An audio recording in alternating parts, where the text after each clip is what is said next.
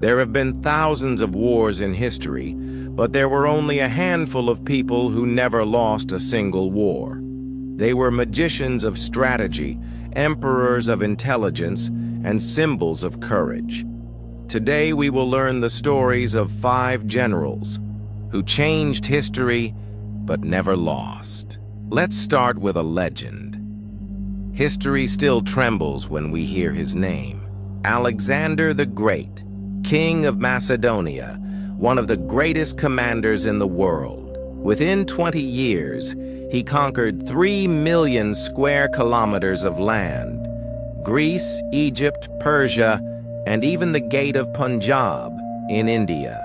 He defeated the Persian Emperor Darius in the Battle of Gaugamela, where he snatched victory from thousands of soldiers with a small army. Alexander's secret weapon was his phalanx formation, where soldiers would advance like a wall, crushing the enemy. But not only strategy, this man walked with the soldiers, felt hungry, quenched their thirst, so they revered him like a god.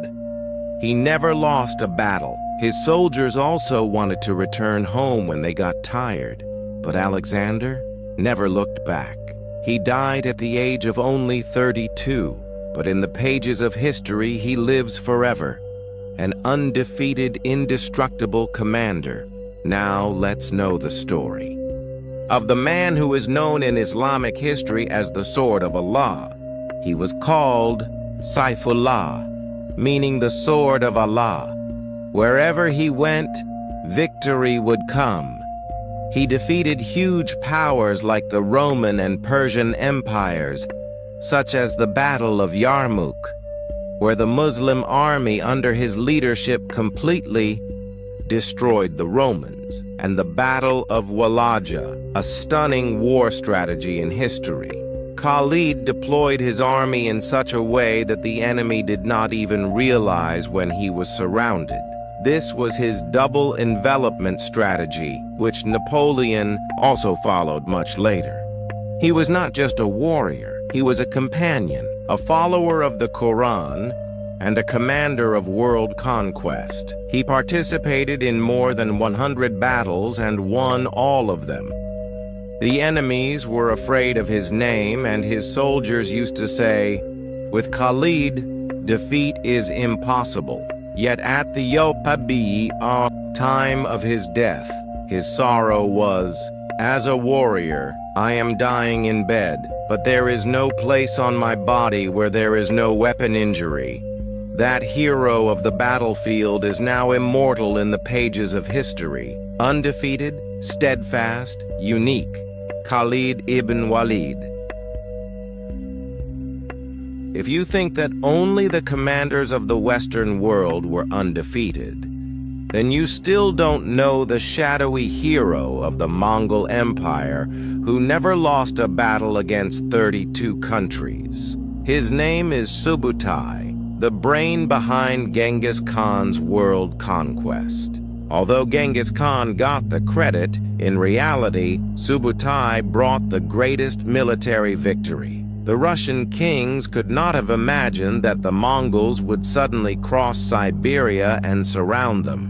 Subutai deceived the enemies and retreated for a month, then turned around and destroyed the entire army. Then came the Battle of Mohi, the dark night of Hungarian history. Subutai attacked from 3 sides and shattered the European army. His strategy was surprise, mobility, and psychological fear. Believe it or not, Subutai once covered 9,000 kilometers in a 3-year campaign and fought 32 battles, winning all of them. He was not a king, nor did he want a throne. His only goal was victory and the fear of the enemy breaking down in advance. His plan was to conquer Europe from one end to the other. If the Mongol Khan had not died, perhaps history would have been different today. Subutai was an invisible conqueror whose tactics are still taught in military academies, but history has not given him the due respect. He was undefeated. 3rd century BC. The fearsome Hannibal of Carthage has entered Italy. Rome is trembling. The Roman army is defeated, terrified. Just then, a young strategist appears whose name will be written in golden letters on the pages of history as Scipio Africanus. At the age of just 25, he becomes a commander. His first decision, instead of removing Hannibal from Italy, he will directly attack Carthage, his home. The turning point of history was the war. Scipio neutralizes Hannibal's fearsome elephants. He withdraws his troops and creates an empty space through which the elephants rush towards his troops. Hannibal himself admits, "Today, I saw a man whose leadership is better than mine." Scipio wins, gets the title Africanus. Despite being the savior of Rome, he stays away from politics. He used to say, "My duty is to win the war, not to power." He introduces a new strategy, the manipulator formation. He learned the enemy's tactics and turned them against them.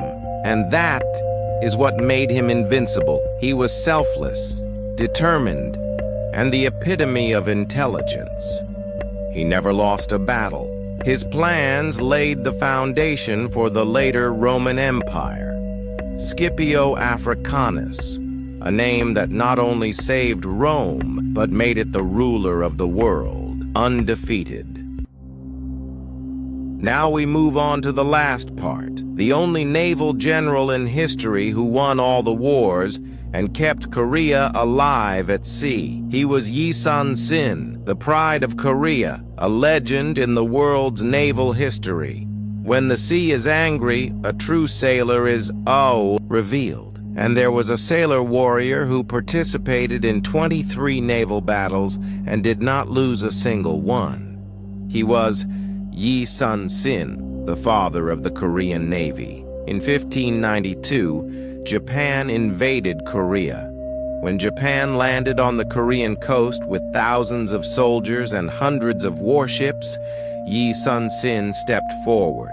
His secret weapon was the Geobuxion, meaning turtle ship. This ironclad, cannon-equipped ship was the world's first armored warship.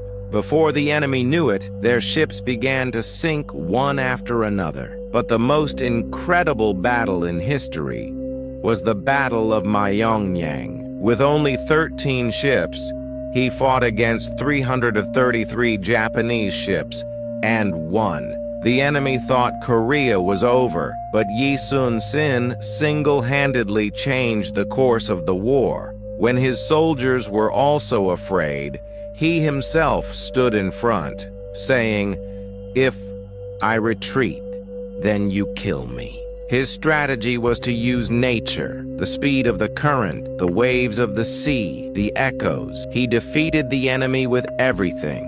In the last battle, he was wounded, but the news of his death was hidden, so as not to dampen the morale of the soldiers. It was only after the war was won that it was learned that General Yi was no longer alive in that war. To this day, his name is written in school textbooks in Korea as undefeated as a general, because he not only won the war, he saved a nation with his life. Their weapons were different, the times were different, but they were all the same in one thing. They never lost a single war in history. The question is, if someone like that came back today, would we be ready?